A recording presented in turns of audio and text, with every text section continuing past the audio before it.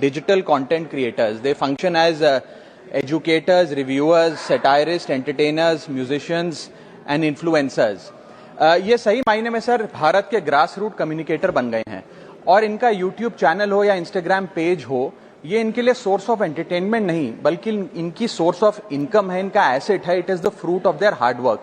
But एक चीज से ये सब परेशान है और उस मुद्दे को आज मैं सदन में उठाना चाहूंगा. That is the issue of fair use and arbitrary copyright strikes by digital platforms.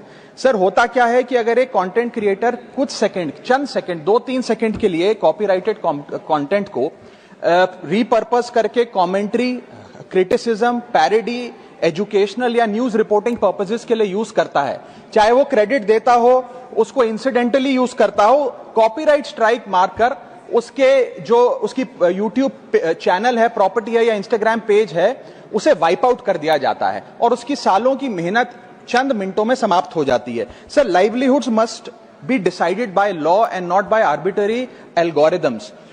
Sir, this by no means that one is against copyright holders. उनके हार्डवर्क और ओरिजिनलिटी को रिस्पेक्ट करने की जरूरत है, लेकिन यह समझने की जरूरत है that fair use is not piracy. Fair use where sometimes the purpose of using this content is incidental or transformative must not tantamount to wiping out somebody's hard work. Sir, because innovation cannot grow in fear and creativity cannot survive under threat. India का copyright act sir 1957 में बना. एक ऐसे दौर में बना जब ना इंटरनेट था, ना कंप्यूटर थे, ना डिजिटल कंटेंट क्रिएटर्स थे, ना यूट्यूब, इंस्टाग्राम था. And this act lakhs the very definition of digital creators.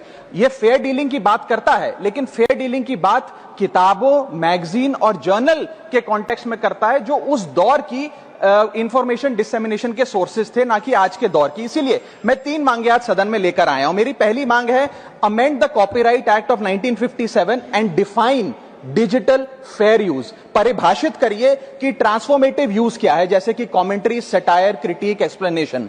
Define करिए कि इंसिडेंटल यूज क्या होता है, कि अगर बैकग्राउंड में ऑडियो विजुअल चंद सेकंड्स के लिए चले तो वो इंसिडेंटल यूज है या पूरे कंटेंट को वो वाइप आउट करें.